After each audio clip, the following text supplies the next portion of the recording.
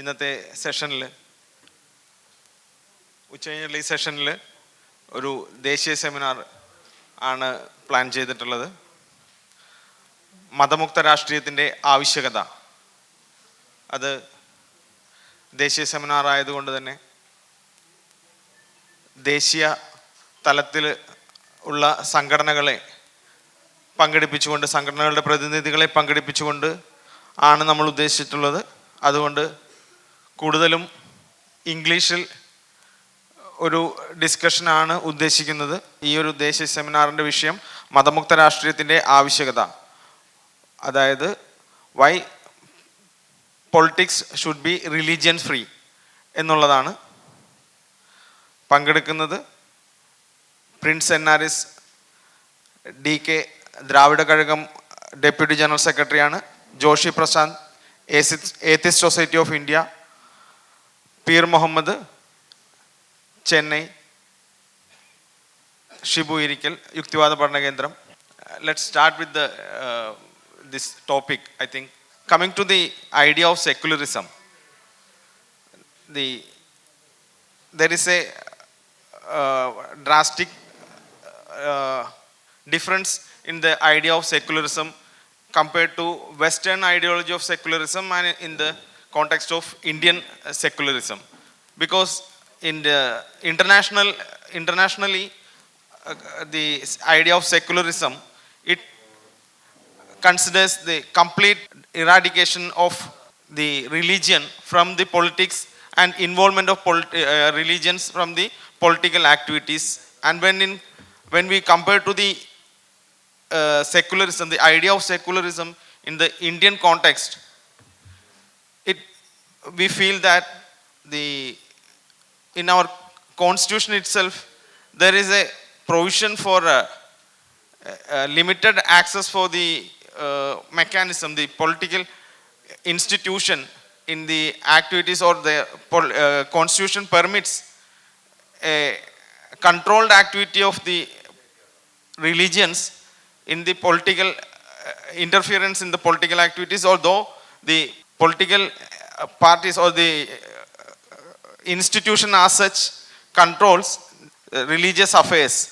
I would start with the discussion by our latest, that there is a, you might have, all of you might have noticed the situation, the latest January 28th notification by the union government regarding the compulsion, the fresh order issued as regards the necessity of singing the national song, that Vande Mataram, in all public functions.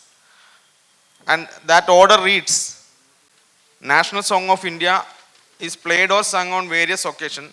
Following instructions are being issued for general information and guidance on the official version of national song, on which the song is to be played or sung, and about the need of playing respect of national song by observance of proper decorum on such occasions. And it instigates, or it makes compulsory for singing the all three stanza of the national song, the Vande Mataram, and makes it compulsory to sing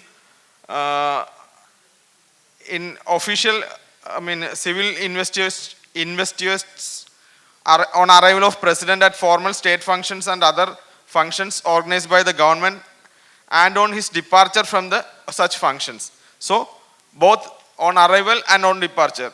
Immediately before and after president address the nation over all India radio and televisions. On arrival of the governor, lieutenant governor at formal state functions within his state, union territory, and on his departure from such function, when the national flag is brought on parade.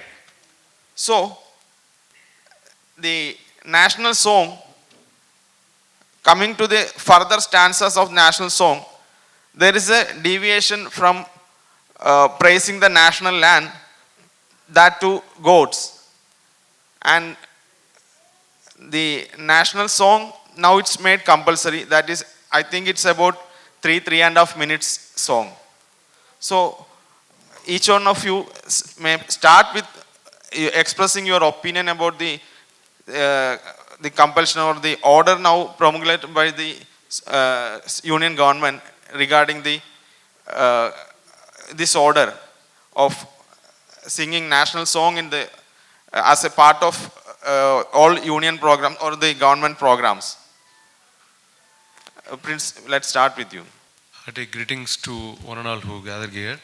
I'm Prince NRS Periyar, belongs to Dravidar Kazhagam, the Periyarist movement from Tamil Nadu. And in this Vande Mataram row, apart from going detail about this, bringing the nation and relieved from religion and everything, bringing politics free from religion. This Vande Mataram issue, we know that this song with the complete 6 verses, 6 stanzas,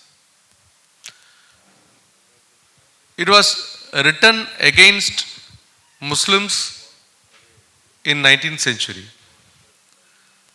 Even discussing about keeping it as a national song in 1937, there was a long debate and discussion happened, and they have reduced it to 2 stanzas, which doesn't have any mentions about other communities. That's how in this past 78 years of independence, this song was mentioned and called as patriotic song. Now what the issue is, the science was merged with myths. The culture was merged with religion. Now the patriotism also is coupled with the religion. That is what is happening in the nation now. So there is a need to why we are against this imposition, why we are against this kind of problems against our secularism, which was affirmed by our constitution. As you said, the huge difference between the Western secularism and Indian secularism is, Periyar E.V. Ramasamy, he criticized this Indian so-called secularism in his own way, that if you, what does virgin mean? If a person doesn't have any sexual, doesn't had any sexual action, that person may be called as virgin. Now you are giving a definition for the secularism as having affair with all religions. This is what is happening, and now the same very issue, it is the threat to our nation which is trying to safeguard the secularism which was affirmed by the constitution. Even our judiciary is not even stick on to the constitution. Our constitution has been written and it gave an affirmation that this nation is a secular, sovereign, democratic republic, socialist democratic republic. Now, the question is, where is socialism? Where is secularism? Is there any democratic approach in the nation? Even now we have the question of, do we have any sovereignty? During this period, our decisions, our nation's decisions were announced by the US officials, the US president is announcing what is India going to decide on this issue. And they are going to purchase from Venezuela and they won't purchase from Russia. Now, what is the meaning of this preamble? By this preamble only, by accepting this constitution only, we are being the citizens of India. Now, these assurances are completely ignored by the parties which are ruling, which are in the central government and in so many states. Regarding this Vande Mataram issue, again, the union government which is being led by RSS BJP group, they are completely for the Hindu Rashtra and they are trying to bring an Hindu Rashtra instead of India. That's why they have already pushed this name Bharat instead of India in all the namings, all the programs, all the policies and everything. So it has to be fight. We have to contest this imposition in public arena, in academics and in judiciary. Yes, നമ്മൾ ഈ Prince പറഞ്ഞ എന്താണെന്ന് വെച്ചിട്ടുണ്ടെങ്കിൽ ഇപ്പോൾ central government അല്ലെങ്കിൽ ഭരിക്കുന്ന ഇപ്പോഴത്തെ BJP government, BJPയുടെ Hindutva ആശയങ്ങളുടെ അടിസ്ഥാനത്തിൽ സയൻസ് മിത്തുകളിൽ ലയിപ്പിക്കുകയും അതുപോലെ തന്നെ കൾച്ചറിൻ്റെ ഭാഗം ആയിട്ടുമെല്ലാം ഹിന്ദുത്വ ഒരു ഇടപെടൽ നടത്തുന്ന രീതിയിലേക്ക് വരുമ്പോൾ നമ്മളുടെ ആദ്യകാലത്ത് ഈ വന്ദേ മാതരം ഉണ്ടാക്കുന്നത് തന്നെ മുസ്ലിങ്ങൾക്ക് എതിരായിട്ട് ഒരു പ്രചരണം എന്ന രീതിയിൽ വന്ദേ മാതരം വന്നപ്പോൾ അന്നേ എതിർപ്പുകൾ ഉണ്ടായപ്പോഴും അന്ന് അതിനെതിരായിട്ട് പ്രതിഷേധങ്ങൾ വന്നപ്പോൾ ആദ്യത്തെ 2 സ്റ്റാൻസയായിട്ട് മാത്രം അതിനെ നിലനിർത്തുകയും അതുമാത്രമാണ് നമ്മുടെ ദേശീയ ഗീതം എന്ന നിലയ്ക്ക് അംഗീകരിക്കപ്പെടുകയും ചെയ്തത്. ഇന്ന് നമ്മളുടെ കോൺസ്റ്റിറ്റ്യൂഷനിൽ നമ്മൾ പ്രിയാമ്പിളിൽ അവകാശപ്പെടുന്ന രീതിയിൽ നമ്മൾ democratic republic socialist sovereign state ആണോ എന്ന് നമ്മൾ സംശയിക്കേണ്ടിയിരിക്കുന്നു. കാരണം നമ്മളുടെ സോവറിനിറ്റി തന്നെ നഷ്ടപ്പെടുന്ന രീതിയിൽ ഒരു ഇന്ത്യൻ പൗരനാണെന്ന് പറയുവാൻ നമുക്ക് അവകാശം നഷ്ടപ്പെടുന്ന രീതിയിൽ മറ്റുള്ള രാജ്യങ്ങൾ നമ്മളുടെ ആഭ്യന്തര കാര്യങ്ങളല്ല നമ്മുടെ കാര്യങ്ങളിൽ ഇടപെട്ട് അഭിപ്രായം പറയുന്ന രീതിയിലേക്ക് വരെ നമ്മൾ മാറിയിരിക്കുന്നു എന്നുള്ളതാണ് പ്രിൻസ് പറഞ്ഞു വെച്ചത്. നമുക്ക് പീർ മുഹമ്മദിലേക്ക് പോവാം. Peer Muhammad discuss on the matter. Peer Muhammad എഴുത്തുകാരനും അദ്ദേഹം എൻവയൺമെൻറ്റൽ സയൻസിൽ PhD ഹോൾഡറാണ്. ചെന്നൈയിൽ ബേസ് ചെയ്ത് പ്രവർത്തിച്ചു വരുന്നു. യുക്തിവാദ പ്രവർത്തനങ്ങളുമായി ബന്ധപ്പെട്ട് പ്രവർത്തിച്ചു വരുന്നു. Chennai rationalist association, Chennai rationalist അസോസിയേഷൻ്റെ സജീവ പ്രവർത്തകനാണ്. You may start. Yes, good afternoon. I am very happy to part of the Yukthivadha Padna Kendram.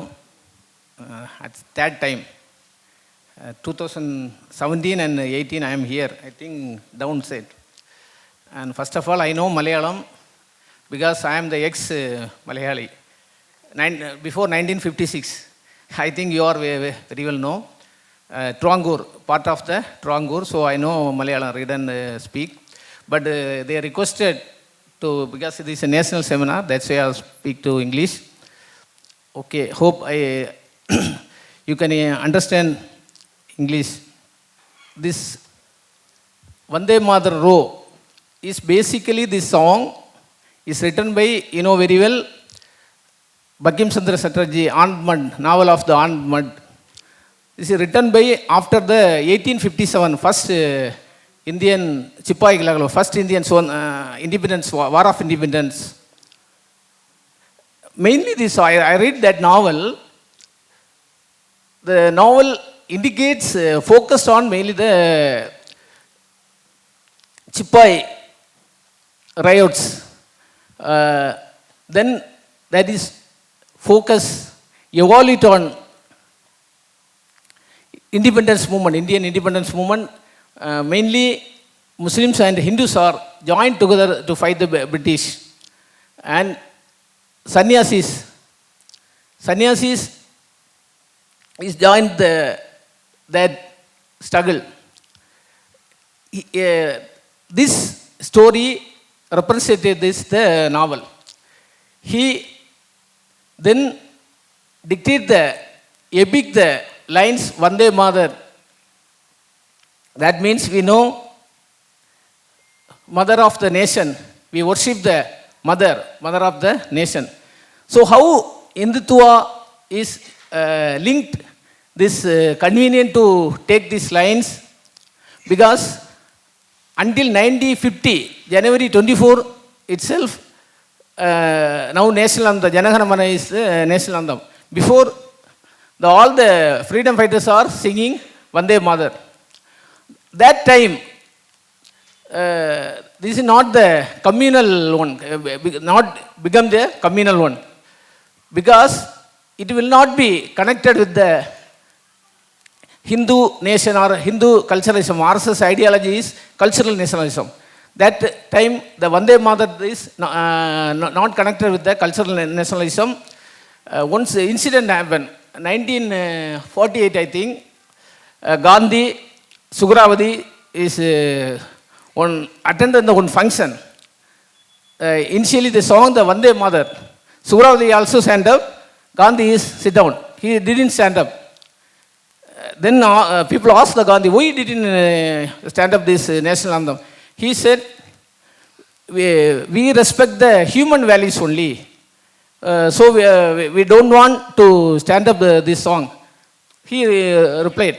Then 1950, after the detailed discussion of the Constitutional Assembly and among the Congress leaders and others, even Ambedkar also, after the detailed discussion, the national anthem of Janagana Mana, because Janagana Mana represents all of the India, Dravida, Uchala Banga.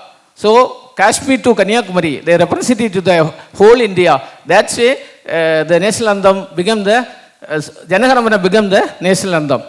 Now the Hindutva is revivalist Vande Mataram and linked to the cultural nationalism, because these lines are convenient for their cultural nationalism.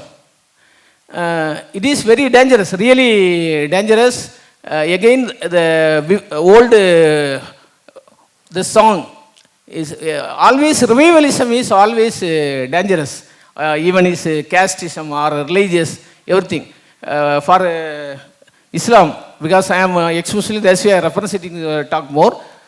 Revivalism, this Wahhabism, in Kerala is called Mujahid. In Tamil Nadu, they call different names. This is the revivalism. Because Islam, Puritanism is very important of the religion, they said. So it is very dangerous to the pluralist society. Actually, debate is going on throughout the world. Islam is conformed to the pluralist society. Actually, it's very dangerous. This is a moot question, because India, this is a plural society, and China, it is a plural society. Why Islam is conflict with the culture? Because this is, they are insist to follow the 17th century, because especially Sunnah, way of the Prophet. This way of the Prophet, they are believing 7th century old traditions, culture, custom, Arab culture and custom. They believe it will applicable this century also. That is a very dangerous. It is cultural conflict. So revivalism, any type of the revivalism is very dangerous to the plural society. At that context, we want to see the Vande Mataram, the song. What we can sing, say, why this is like a song? It's just like a song.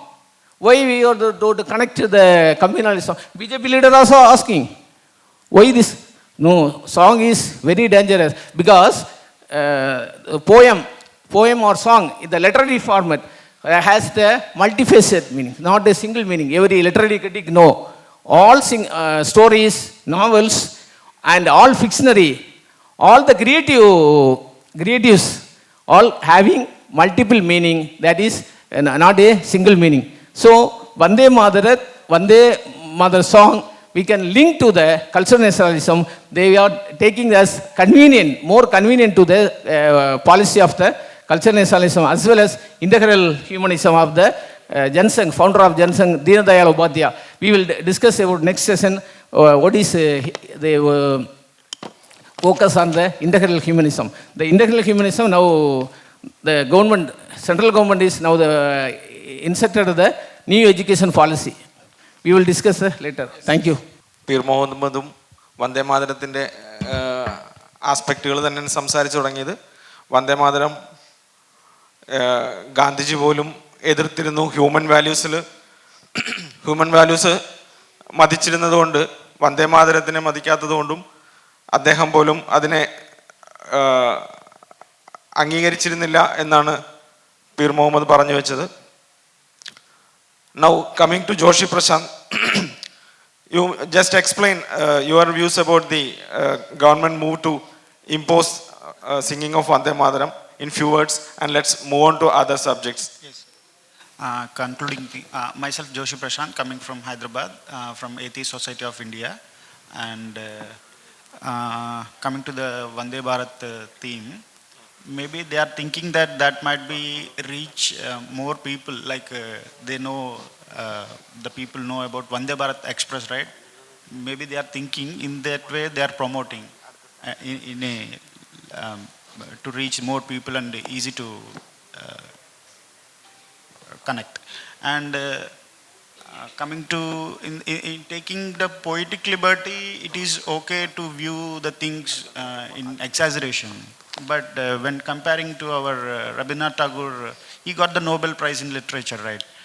So it's not acceptable to me. Thank you. Shibu Irikal, you may just share your views on the issue and comment on our today's topic, the need to have religions-free politics. Thank you, Advocate Gopamar. ഞാൻ ഇംഗ്ലീഷിൽ തന്നെ പറയേണ്ടി വരും, അത് കഴിഞ്ഞ് സംക്ഷിപ്തം ഞാൻ തന്നെ മലയാളത്തിൽ പറയാം. See, before, of course, I will come to that point.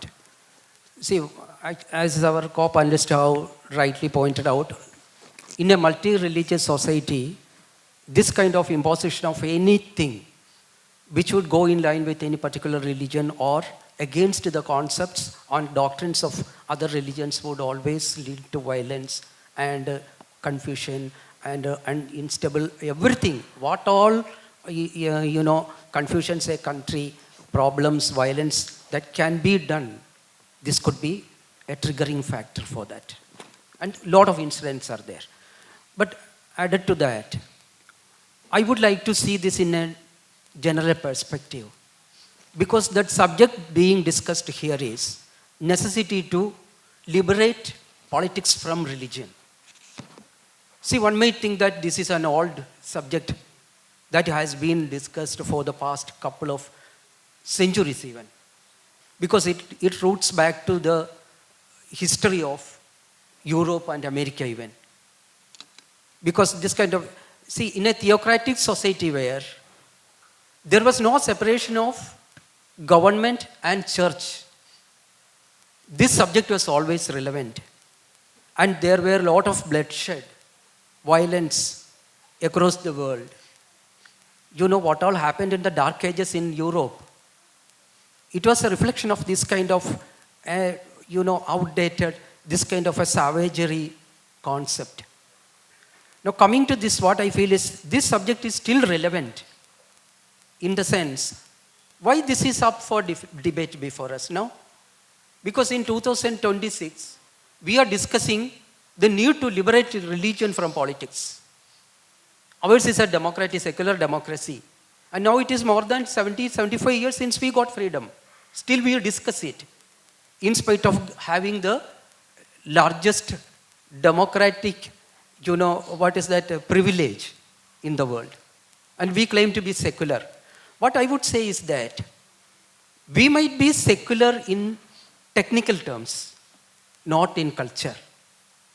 Ultimately, what we have to get is to gain a secular culture, because our society is not grown enough to have a secular culture. We are not secular in our thoughts. We are secular mechanically. We are secular technically. When it comes to general elections or administrative aspects, we can say secularism is there. But in mind, in our thoughts, we are not secular. That's why we can still say, only a couple of days ago, I think I spoke to Goban about that.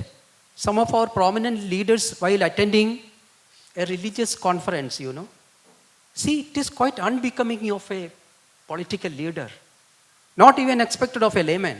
What he said was that European Renaissance ruined and spoiled the value of religion. That too from a leader from a progressive organization. See, Renaissance has ruined religion. What exactly is Renaissance? Renaissance is the outcome of its fight against religion. Now, this, without any sense of shame, these leaders say that Renaissance has ruined religious concepts. Then they stand by religion. The so-called progressive organizations, proponents of progressive thoughts, they vouch for religion and religious ideas there. It's an unfortunate situation here. So this subject is absolutely relevant. So when it comes to secularism, he rightly said, secularism, of course, as I told, it roots back to Western European countries. And actually, I would say this word, secular, is the word which is the most misinterpreted in India. Because secularism from childhood, what we have heard is secularism means equal status and consideration for all religions. Actually, secularism has nothing to do with religion. It is totally alienated from religion. But we are taught, and it is said, and it is believed that secularism means equal status for multiple religions. So, Thomas Jefferson, the third president of America, he was the one who defined secularism in its true sense. Secularism has nothing to do with religion. So this is something that we have lost from the very concept of secularism, and we'll have to get it back. And our fight is against that. There was another statement from a prominent leader here. In Malayalam, what he said is that, Madamanu, Madamanu, Madamanu Prashnam. I think you could follow it. It can be loosely translated in English like, it's religion, it's religion, it's religion that matters. How funny it is. Because the so-called prominent parties who are the representatives of the people say that what is important to him is nothing but religion. So in such a situation, this kind of discussions always have great importance and significance. And what I feel is that we should really fight against this kind of things with wherever we can, in whatever way we can. ഞാൻ പറഞ്ഞത്രേ ഉള്ളൂ, അതായത് ഇന്നും നമ്മളിത് ചർച്ച ചെയ്യേണ്ടി വരുന്നത് എന്തുകൊണ്ടാണെന്ന് വെച്ചാൽ, ഈ 2026 നമുക്ക് ഇത്രയും കാര്യമായിട്ട് ഇത് ചർച്ച ചെയ്യേണ്ടി വരുന്നത് ആരിൽ നിന്നാണോ പുരോഗമന ആശയം നമ്മൾ പ്രതീക്ഷിക്കുന്നത്, അവർ വളരെ റിഗ്രസീവായിട്ടുള്ള, വളരെ പഴഞ്ചൻ ആദർശത്തിലേക്ക് പോകുന്ന ഒരവസ്ഥയാണ് കാണുന്നത്. നേതാക്കന്മാരുടെ പ്രസ്താവനകൾ ഇതായിരുന്നു.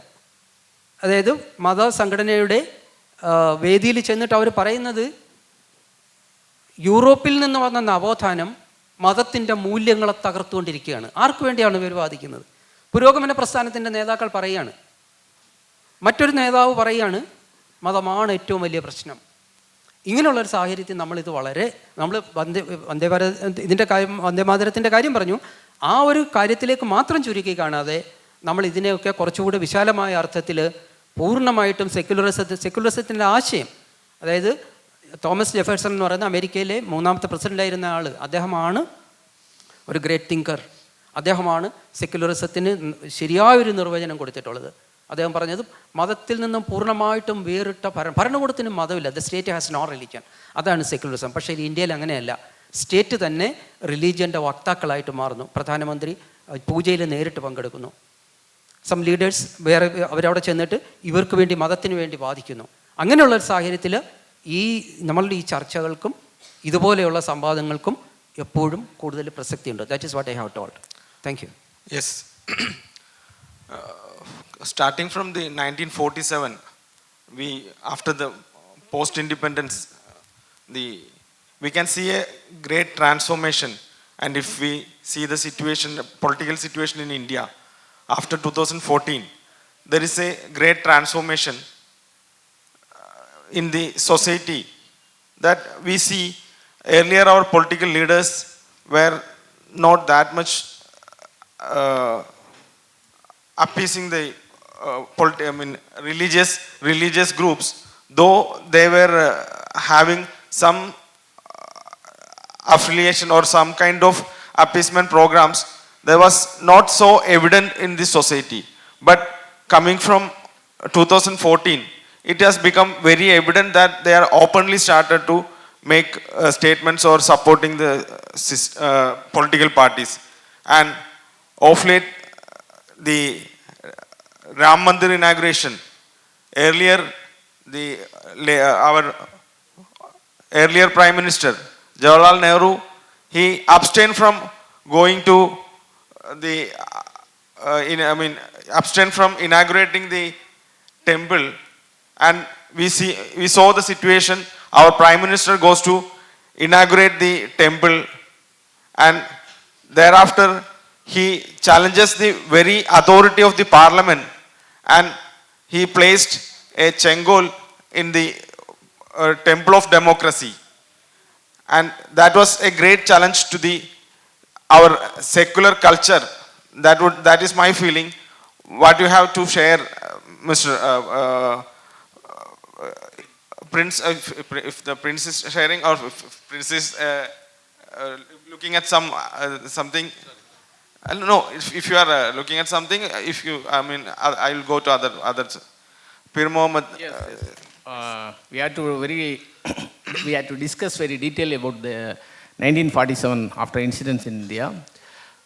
Before 1947, we had to go about detailed review about the concept of cultural nationalism as well as political Islam. That is, both are dangerous. Both are the sides of the two coins. Okay, political Islams and cultural nationalism. In political Islams, soft political Islams, historians say born in Kerala in the 17th century, not the indirect form. We didn't say the names. Then some part of the historians say 1921, Mapla Lehla in the Malappulam Eranadu, Valluvanadu. We know Ali Musliar, Varingunal, Kunjahamad Haji. Yeah. That time, this is taught, Kandra would say it first taught the agricultures, the Protestants of the farmers against the landlords. Yes, that is true. I studied the history, Malayalam as well as English, and I collected the other details in the Kerala historians. That is okay, true. Second, they converted us against the British. Yes, true. Finally, they became as a Hindu-Muslim. Not Hindu-Muslim, Muslim-Hindu. That is, both are different. Hindu-Muslim, Muslim-Hindu conflict against the violence is goes on.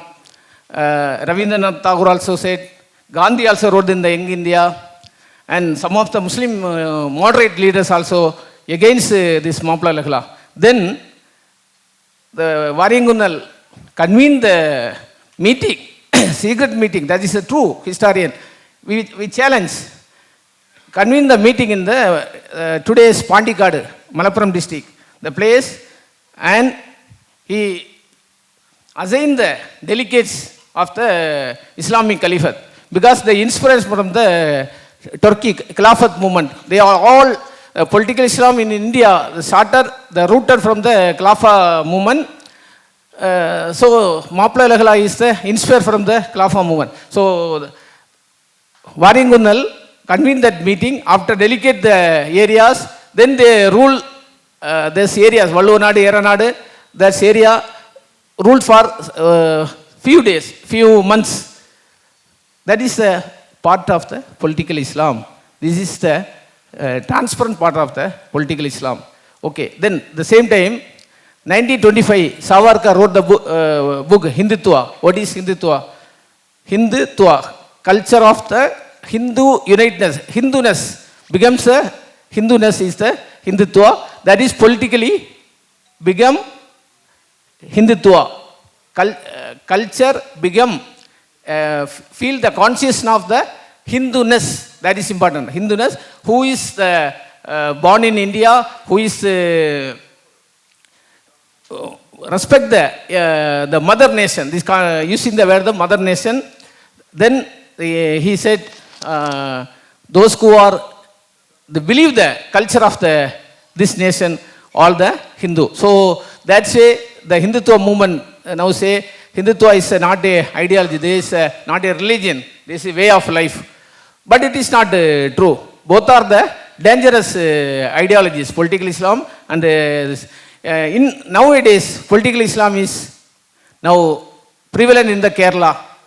We know Jamaat Islamic movement and as well as the STPF, now before Popular Front of India. One ionic thing, Popular Front of India is majority of Kerala politicians, even leftists, LDF and intellectuals, writers called as the movement of political Islam. They are Islamic RSS. Once Pinarayi Vijayan, Chief Minister of Kerala, said the Islamic RSS of the Popular Front of India. But in Tamil Nadu, there is a very ionic progressive organization called as the progressive, same LDF. And there is Tamil Nadu is no LDF, communist parties, maybe Dravidian parties, called Popular Front of India is the what? Progressive organization, because numbers, quantity in the Kerala population, Muslim population is represented to 28%, I think nowadays. That 28% is not a minority, there's a majority. And the Tamil Nadu Muslim population is only maximum 7%. So this all political organization is, this view was lack of their understanding, political understanding of the Muslim organization. A lot of times I criticize the social media as well as books and articles, but no use. So sometimes ideologies differ from the border. Yes. So Yes. then Hindutva movement, Tamil Nadu and Kerala is same view. Is all the politicians, all the intellectuals, all. But in the Muslim organizations, the ideologies differ from the state to state. We have to check this. We have to seriously think. We have to review and go through the deeply. Our vision is very long vision. That's why we can understand the political Islam. Once Jamaat Islami leader said, don't say political Islam, political Islam. Islam is itself political. But we have to see the history, half truth. Yes, Islam is political. In the early Islam, 7th century Islam, once Prophet or Muhammad seized the Mecca and demolished all temples, 360 idols. Then he had to invade the Mecca and rule the Mecca and Medina. Then the Caliphate, 4 Khalifa, then Umayyad. Then it after the Mongol period. Yes. I would interfere in this matter, and my point was that the transformation from 2014. Yes. When the BJP ruled government came into union government. I mean, they came into the union government, and there was a change in the policies. There was a change in the approach to the minorities, and the approach in the approach towards the communities, towards the religious fractions and all. That was my question. And what is the approach? Yeah, that is a moot question. Yeah, after 47, we know that incident is biggest tragedy in the human history in the world, in the 20th century world.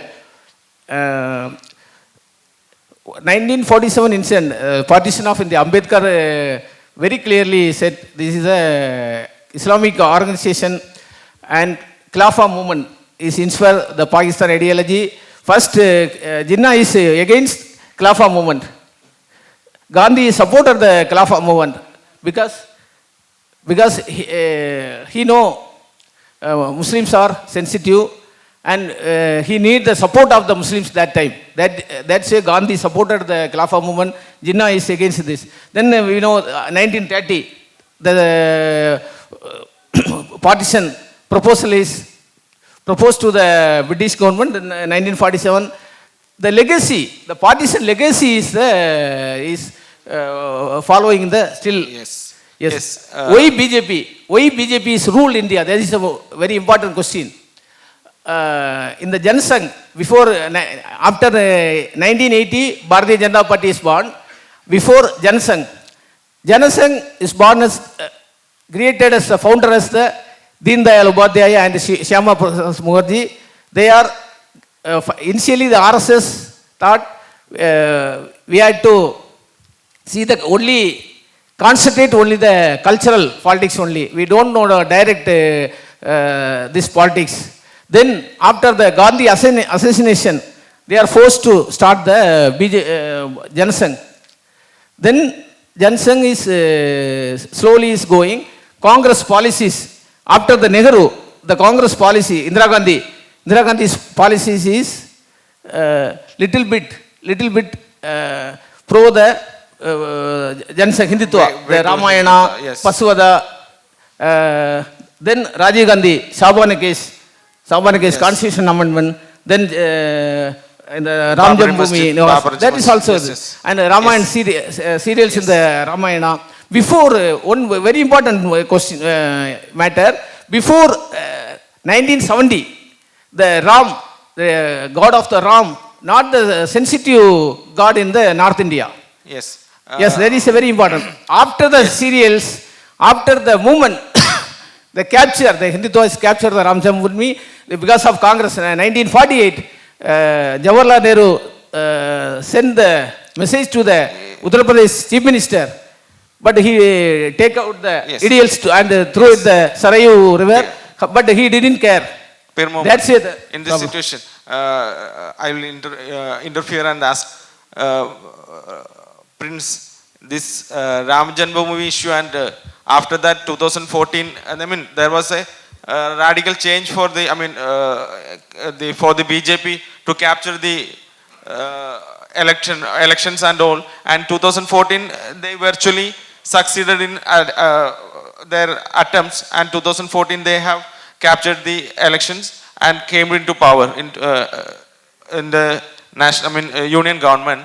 And thereafter, we could see a drastic change in the approach towards the minorities and other religious groups also.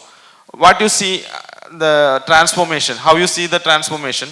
And especially in regard to the Tamil Nadu, because Dravidian culture, there was, as I understand, Dravidian culture always resisted the religious movements. What do you think of it, the BJP approach or BJP invasion? I would. As per our Peer Muhammad statement, that Ramayana doesn't have a bigger issue in North India and as well as in South India. In South India, and especially in Tamil Nadu, our leader Periyar E.V. Ramasamy has written a lot about Ramayana. He has criticized and he wrote two major books called Ramayana Patrangal and Ramayana, True Ramayana. Ramayana, a true reading. That was translated into Hindi too. And that was the famous case regarding our freedom of expression. Fine, that is different. So, in Tamil Nadu, Ramayana or Mahabharata or any religious text doesn't have any space in political arena. Even in 1991, when the Ram Janmi Bhoomi issue was raised by BJP to oppose Mandal, at the time that was Mandal versus Kamandal. So this Kamandal was raised against this Mandal Commission issue. And after 1992, during the Congress period, at the time of Babri Masjid, the demolition of the Babri Masjid, Tamil Nadu was in peace state. And Tamil Nadu government has sent its police services to other states. And even after 2014, after the Modi's government, we have a huge reception among youths for Periyarism, rationalist movements and communist movements. So completely Tamil Nadu and especially the youths of Tamil Nadu are opposing BJP's every move because they have imposed NEET on us.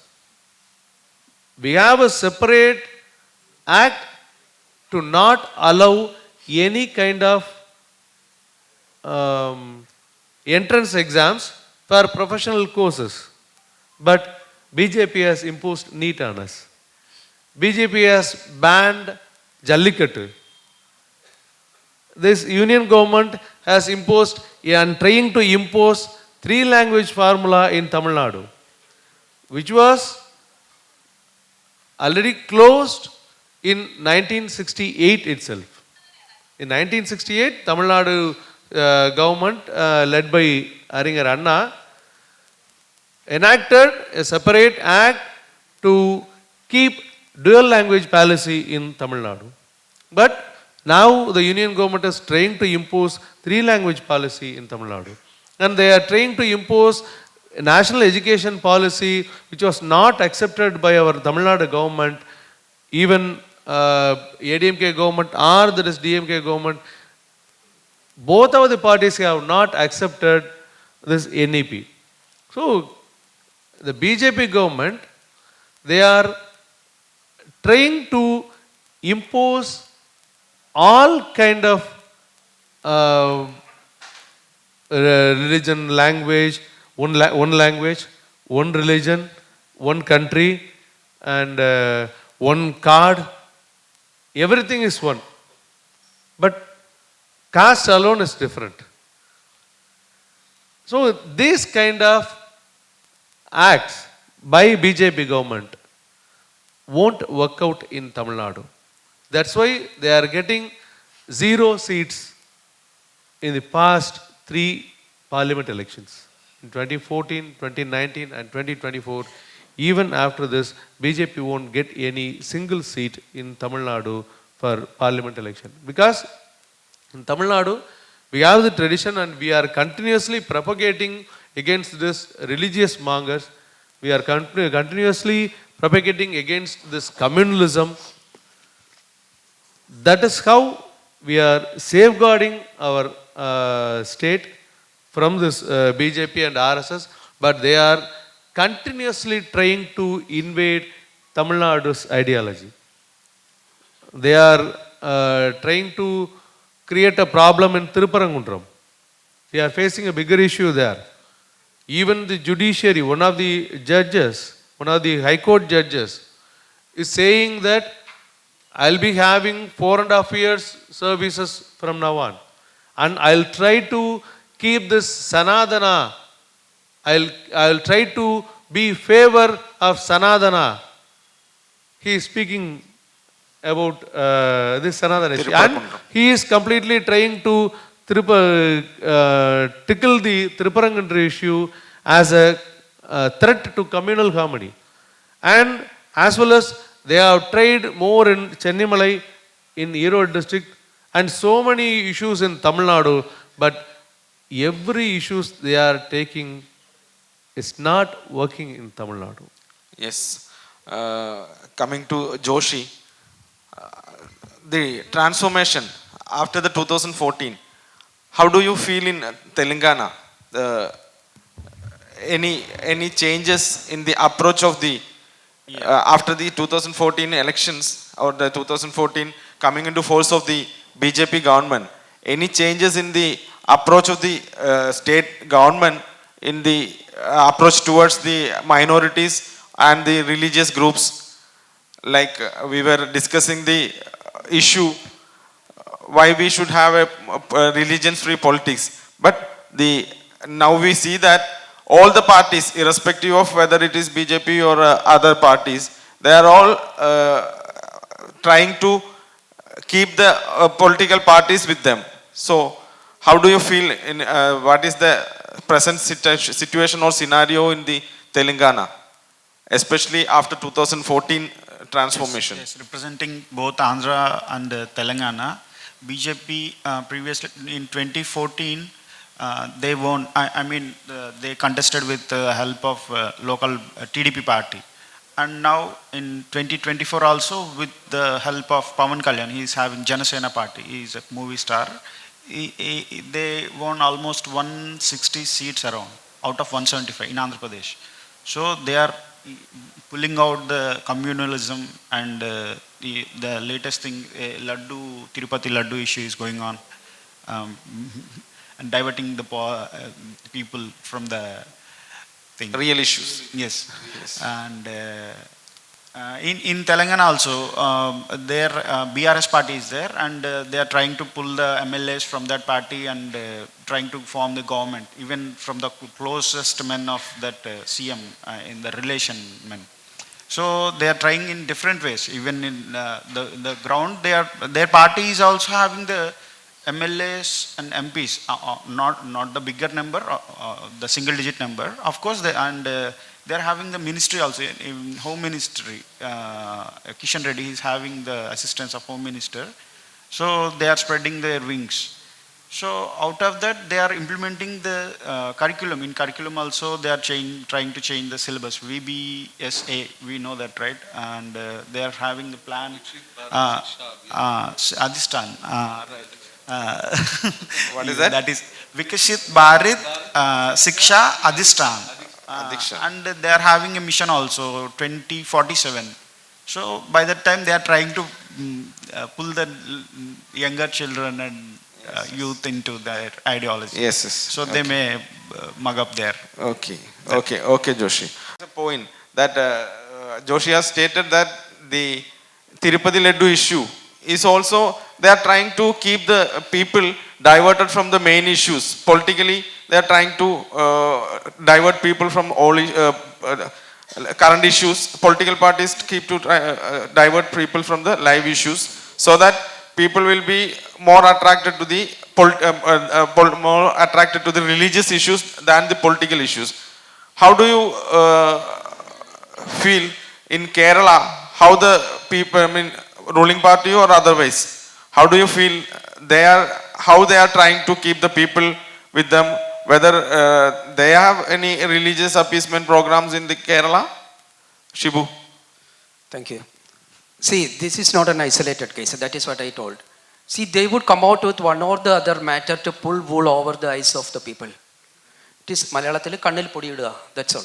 See, whatever be the subject, what we could just see here is, as you rightly said, when it comes to this curriculum and education, you see, there was an incident some 15 years ago here. The Progressive Party, the LDF, when they were ruling here, M.A. Baby was the chief minister, education minister for education. He of course had some highly progressive ideas and movements that could be brought into the education system.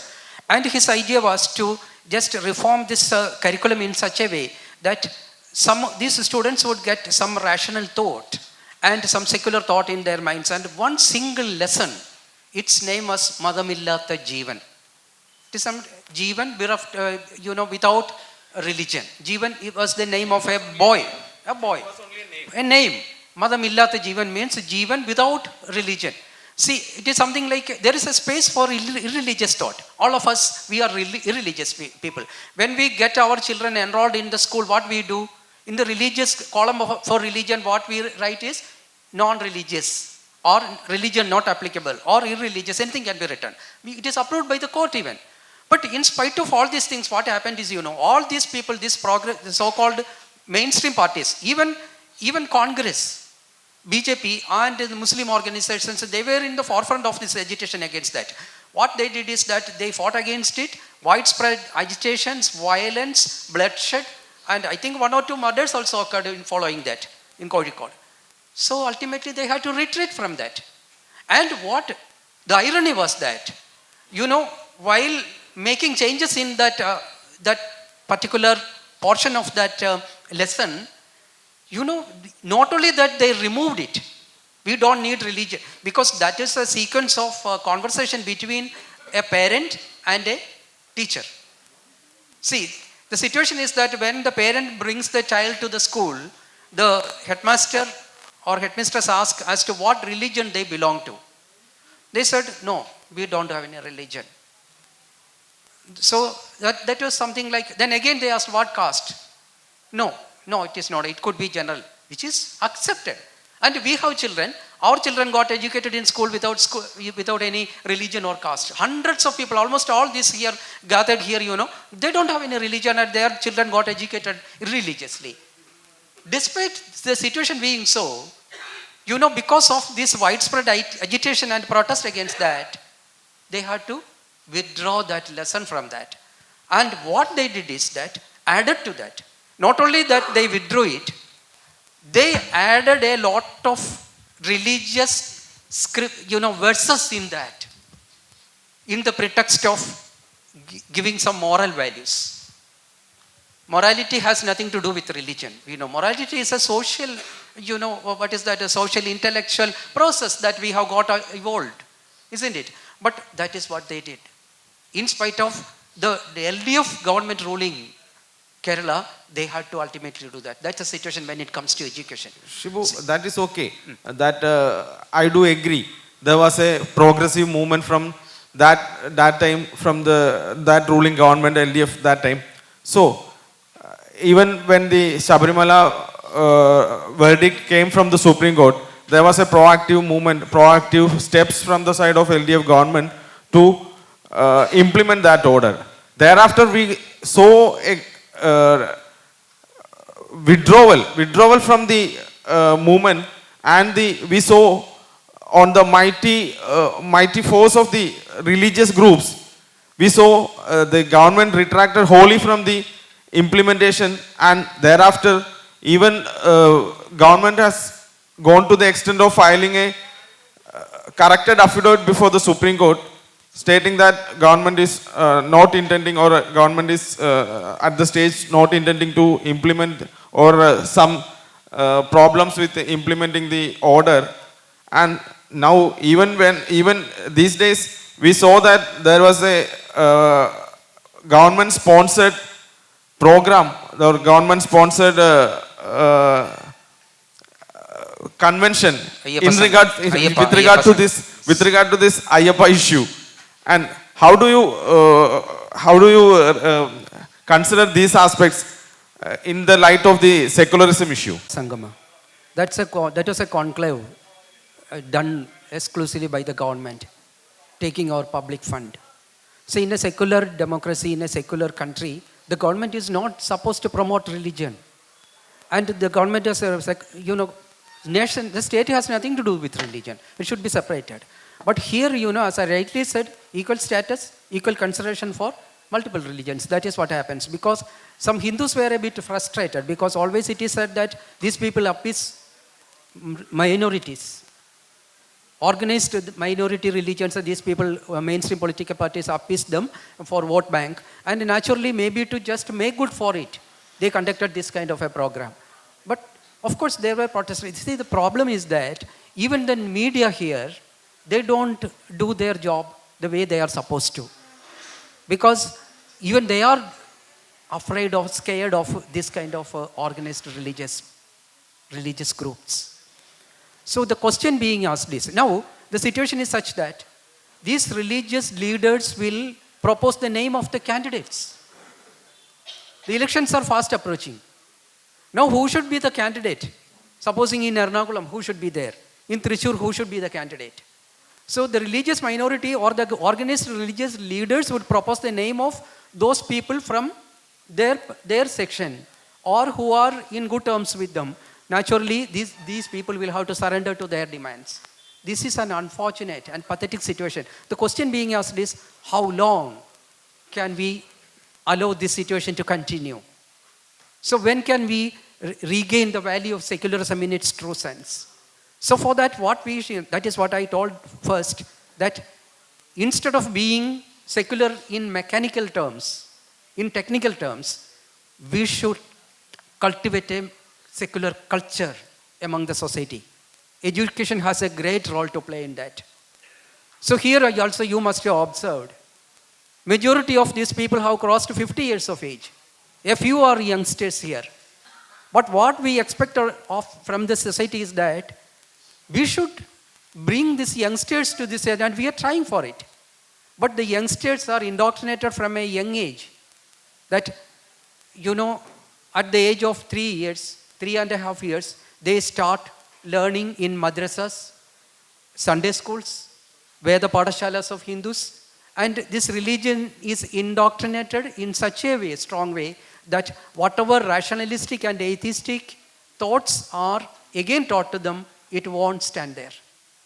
Now, what I strongly feel is that the education system should be, as that was an attempt by one of our education ministers, which is not possible here. So we should have parallel education, like how these madrasa people do, how these Veda Padashala Sundays people do. We can't just get a panacea for this malady. This is a disease. This is a malady. We can't just cure it with some medicine. We can only get some immunity against it. We should immunize our young generation, our little kids, so that they would not get infected with this dreadful disease.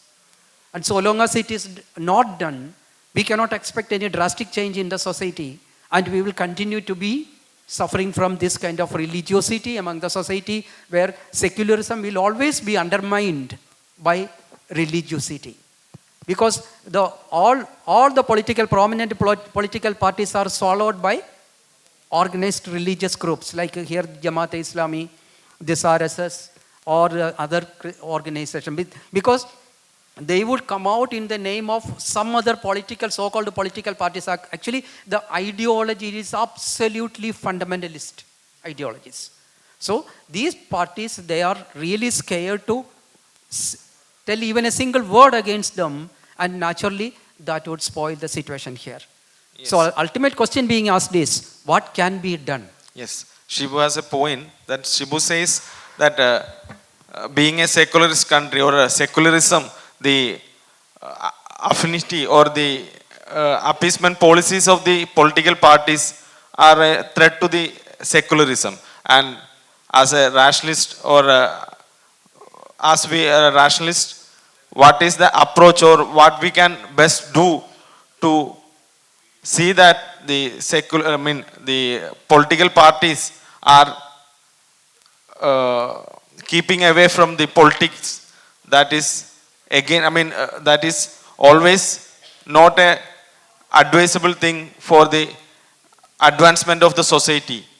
So as a rationalist or representing the movement, each one of you can share your experience or your thoughts on the point, how we can deal with the situation.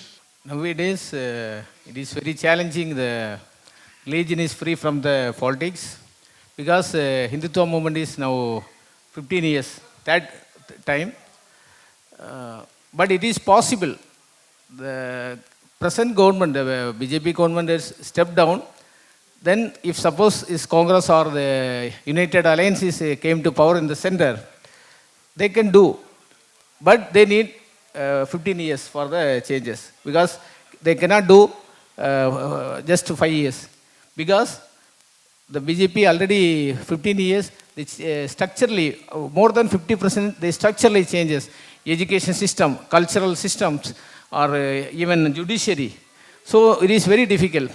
One more thing, the secularism, why India is not adopting the Western secularism. Ambedkar said in the Constitution Assembly, India is a plural society. India is caste-based society. India is a religious society. It has different languages, different races. So the Western type of secularism, it will not be applicable as. Then merely the label, secularism label in the constitution, just the label in the constitution is not effective. So our values, our system should be the effective of the real secularism. That's why Ambedkar, the drafting chairman of this constitution, Indian constitution, he didn't include that term. Then in 1976, after the judgment of Supreme Court, Indira Gandhi is added that term. But nowadays, this term in the constitution is very, very significant, because if you remove that terms, very difficult, because already RSS Mohan Bhagwat chief said, India is already the Hindu nation. Once Advani said in the Gujarat riot in the parliamentary discussion, he first replied after debate. He first initially said India should never be a Hindu nation. But now, after the Modi government ruling, the Mohan Bhagwat said India is already the Hindu nation. Actually, in the deep root level, this is okay. Because already changed. Education, new education system is belongs to this Vedas, all the revival of the Hindutva ideology.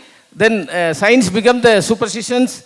Then the applicable to the Hindu integral humanism of the Deen Dayal Upadhyaya.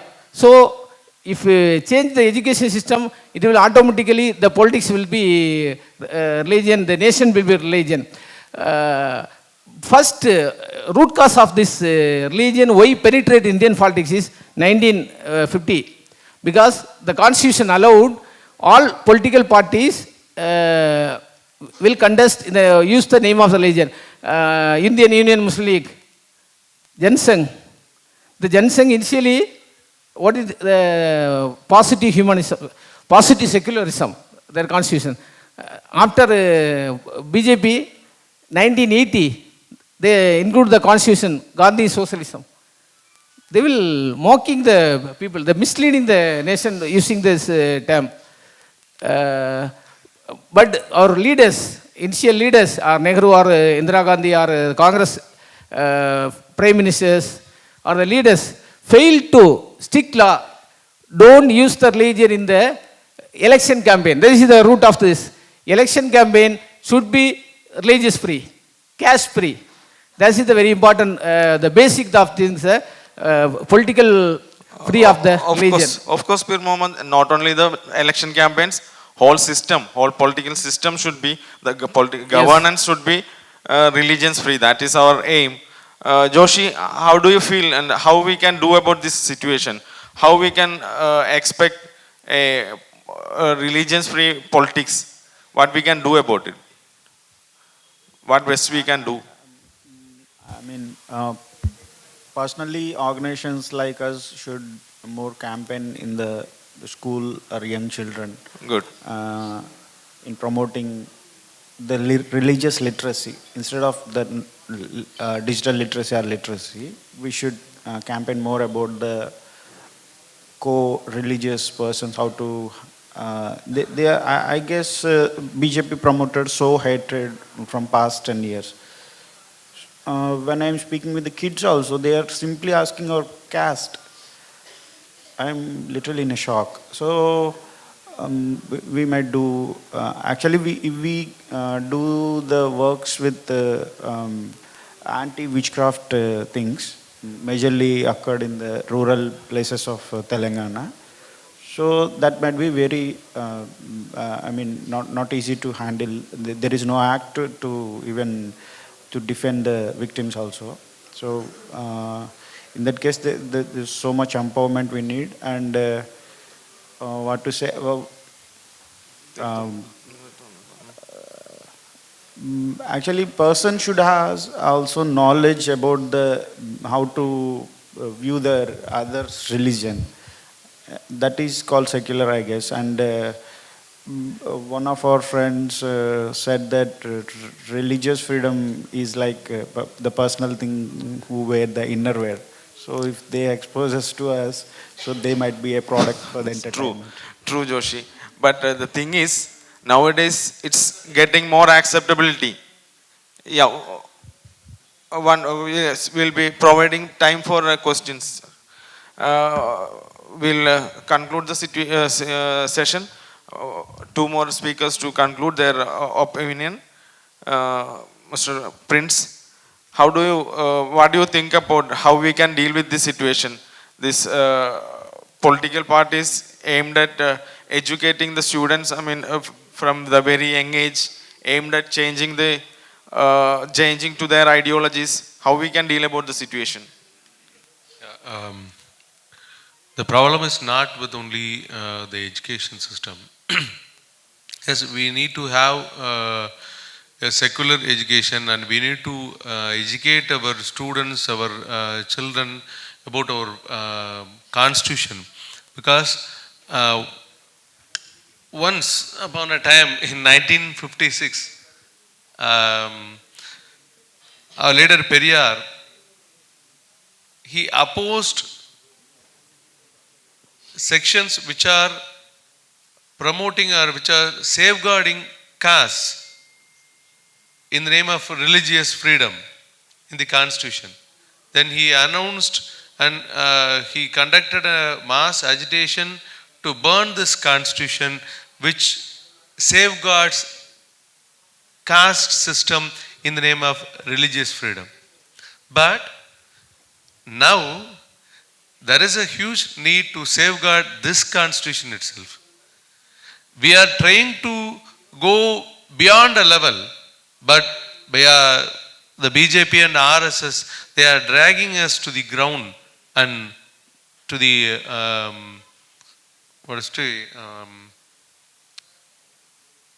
Padala Lok.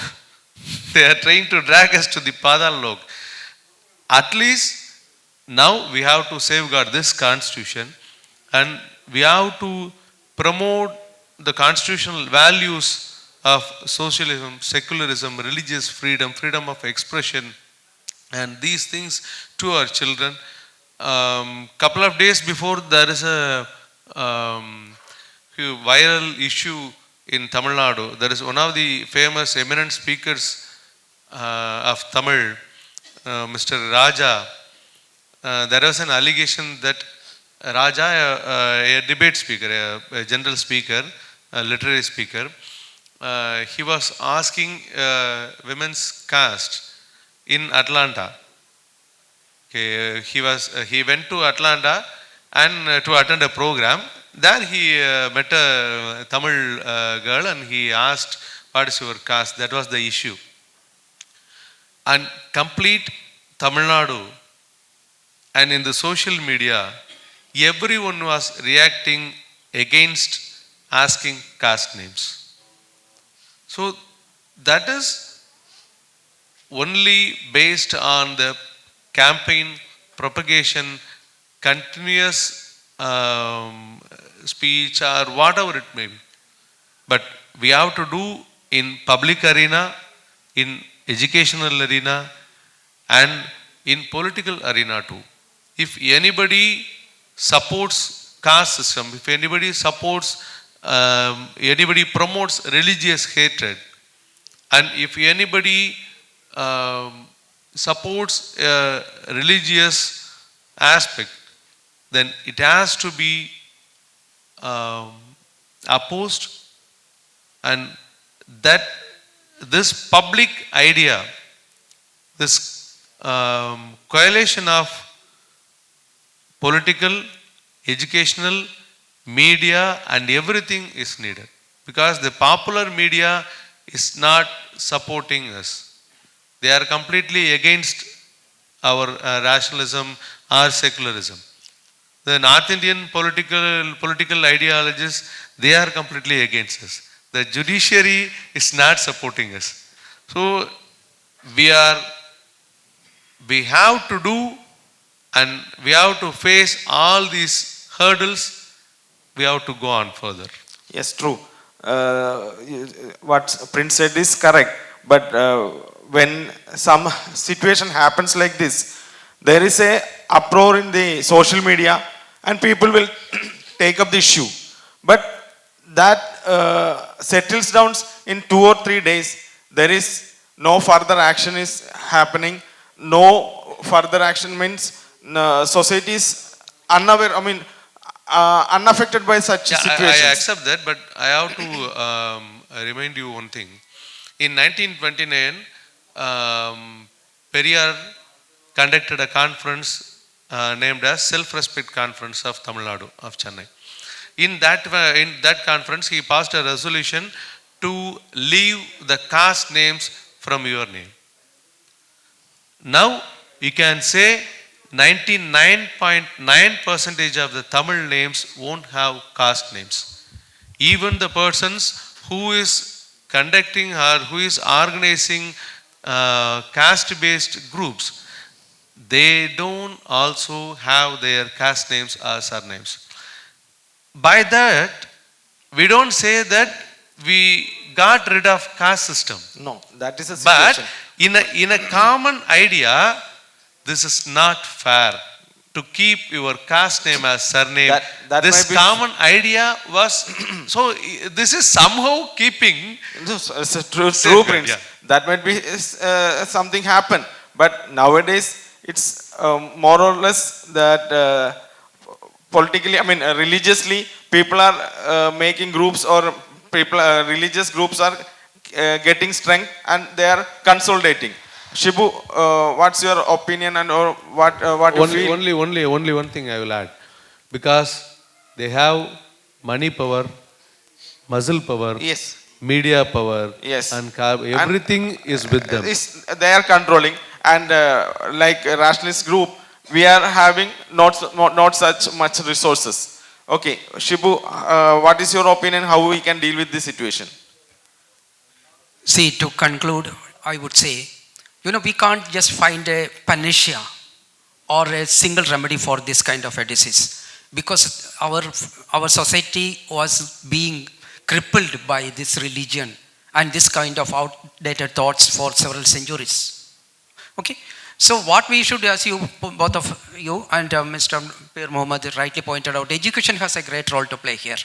Of course, because education system should be reconstructed in such a way that our growing children would get what exactly is secular thought, and they would develop rational values and rational thoughts in their mind as they grow up. See, this is a small book. You have brought this Constitution of India. This is such a small book. What I am asking is, what prevents our education department to suggest this book to study in high school classes? Hardly anything is taught. If any student is asked as to what, can you tell a few words about Constitution? Maximum he would say, Constitution was written by or formulated by Dr. Ambedkar. I don't think he would say anything more than that. So this kind of a small book can be taught very well in school classes. So we are teaching these children unnecessary things. Do you know what is the need for trigonometry? Sin theta by tan cos theta equals tan theta. What's the use?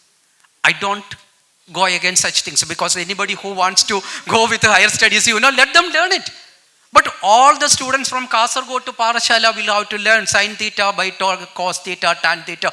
Absolute nonsense, I would say. They should rather teach this.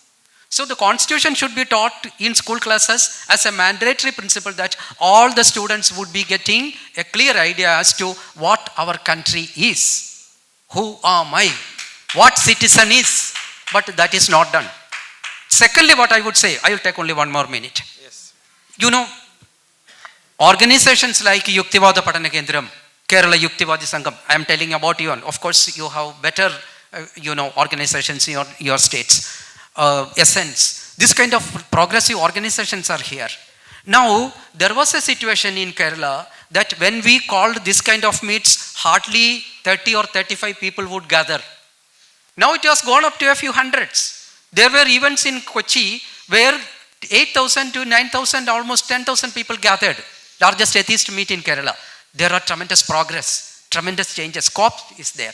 What I feel is that along with this educational changes, reconstruction of this educational curriculum, we should have parallel education like ours, Yukthivadha Padna Kendram, and this kind of organizations should educate the people in addition to this academic education, so that they would get a clear idea as to what real true secularism is, what is rationalism, and if such, that is what I meant by immunity.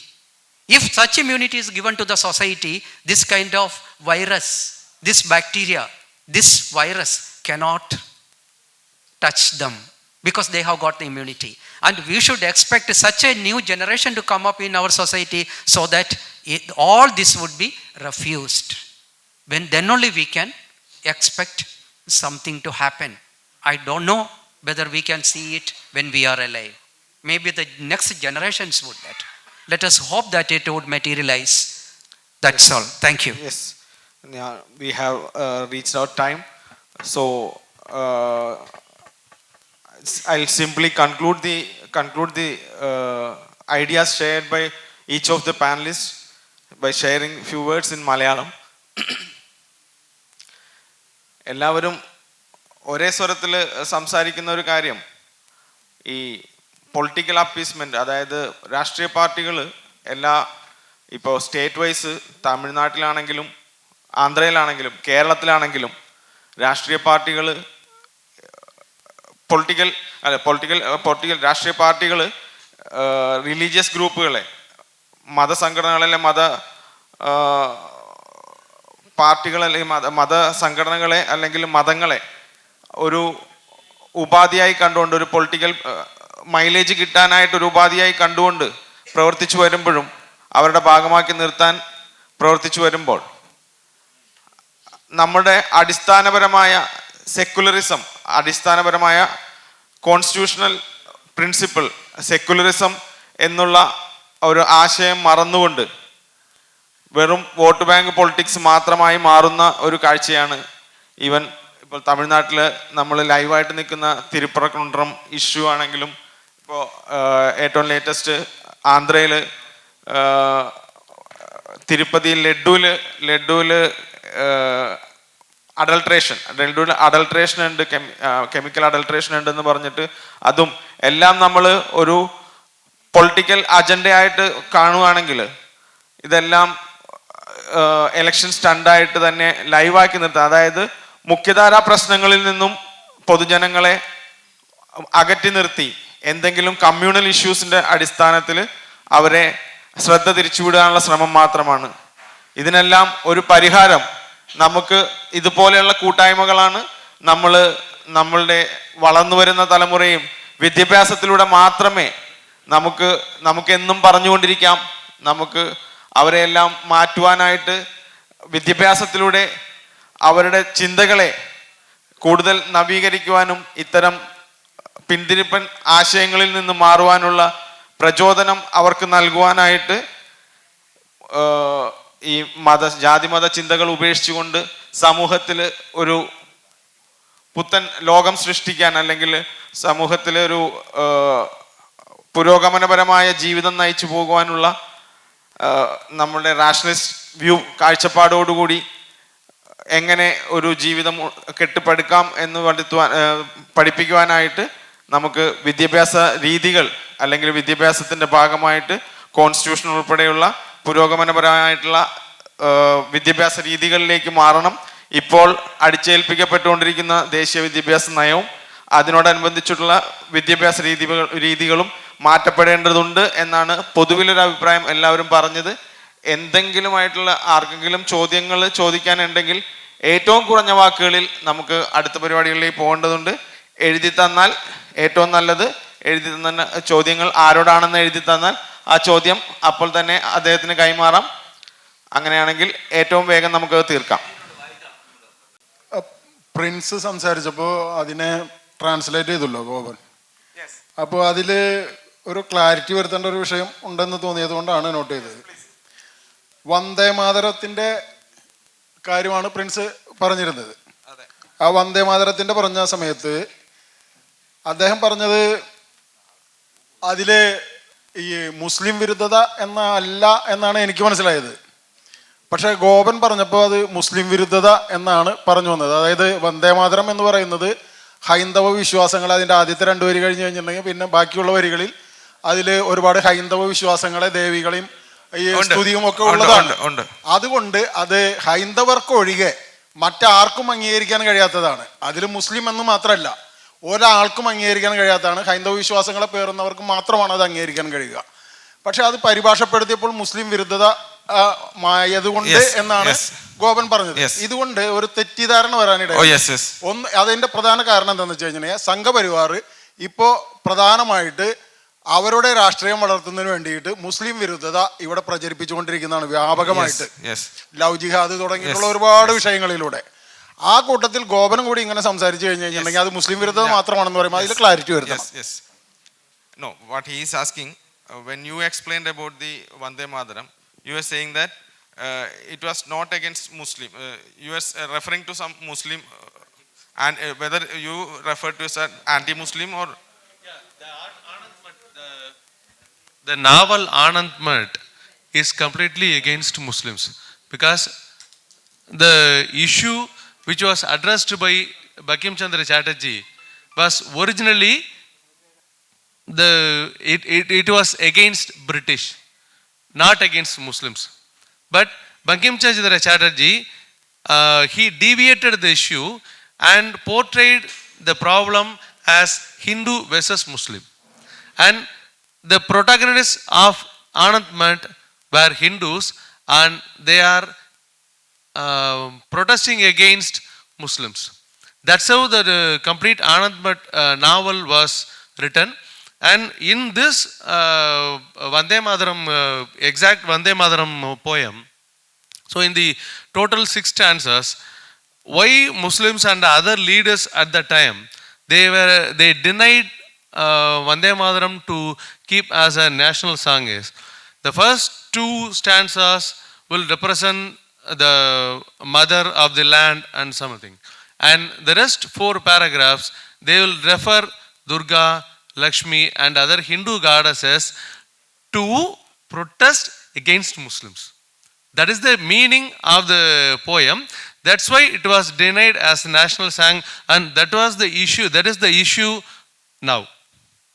Hegde in Hindu, yesterday we had it in Chennai magazine, Chennai edition.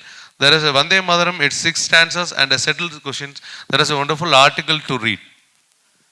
Excuse me, ക്ഷമിക്കണം ഞാനങ്ങനെ സംസാരിച്ചില്ല. ഇവിടെ ഇപ്പോൾ മനുഷ്യനെ മാത്രമേ ഉള്ളൂ, മുസ്ലിം ഇല്ല, ഹിന്ദു ഇല്ല, ക്രിസ്ത്യൻ ഇല്ല.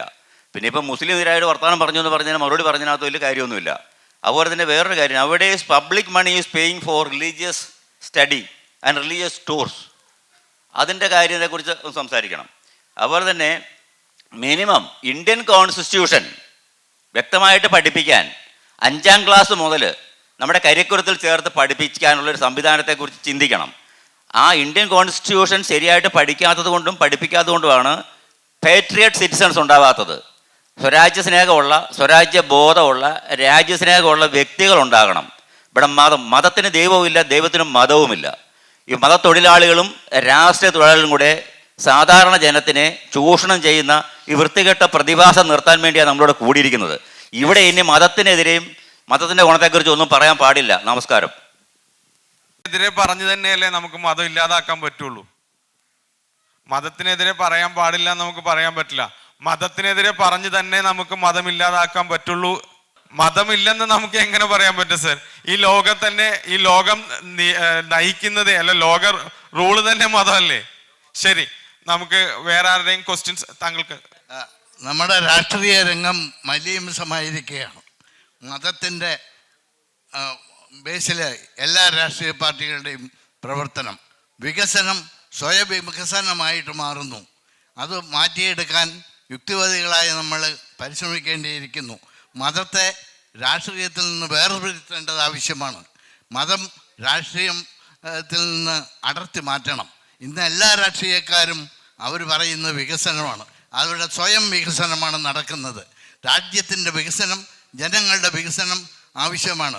പക്ഷേ മതത്തെ അടിസ്ഥാനപ്പെടുത്തി ഇലക്ഷൻ വരുന്ന കാലത്ത് എല്ലാ രാഷ്ട്രീയ പാർട്ടികളും മുല്ലായെ അന്വേഷിച്ച് പോകും, തങ്ങളെ അന്വേഷിച്ചു പോകും, ബിഷപ്പിനെ അന്വേഷിച്ചു പോകും, സന്യാസിയുടെ പുറകെ നടക്കും, മഠങ്ങളിൽ കയറി ഇറങ്ങി രാഷ്ട്രീയം പ്രവർത്തനം അവരാണ് വോട്ട് ചെയ്യുന്നത്. അത് ഈ രാഷ്ട്രീയ പാർട്ടികൾ ഈ മതങ്ങളുടെ മേധാവികളെ വയറ്റിപ്പഴപ്പിൽ ജീവിക്കുന്ന, വേഷം കെട്ടി ജീവിക്കുന്ന മേധാവികളെ വേർക്കാതെ അപ്പം തിന്നുന്നവരുടെ അടുത്ത് നിന്ന് രാഷ്ട്രീയ പാർട്ടികൾ മാറി നിൽക്കണം.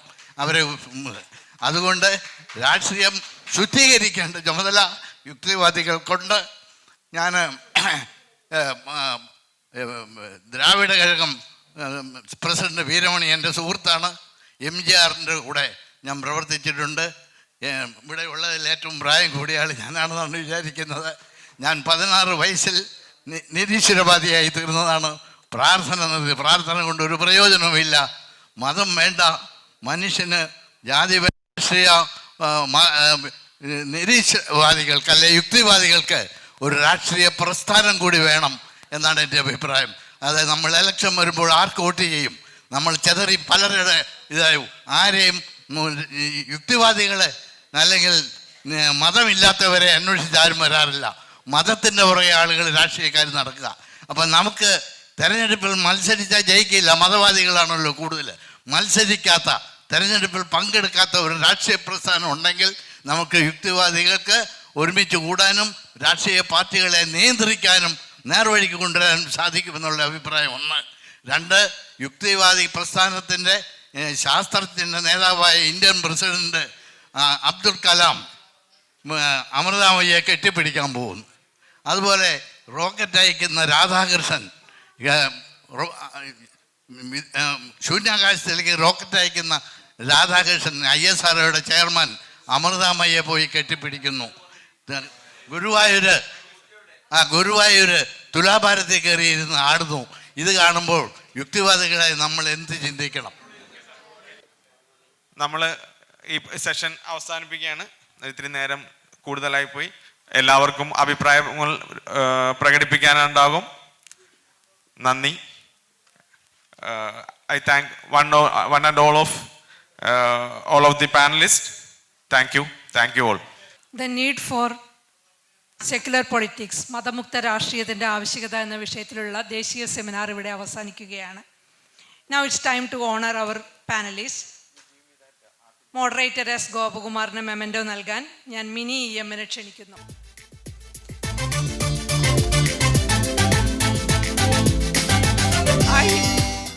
I invite Anuja B. to hand over memento to Prince N.R.S. Periyar.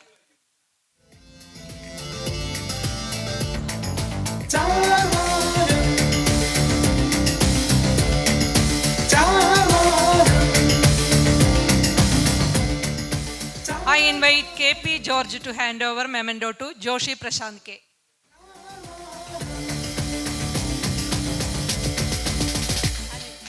Anil K.P. I invite Anil K.P. to hand over memento to Peer Muhammad.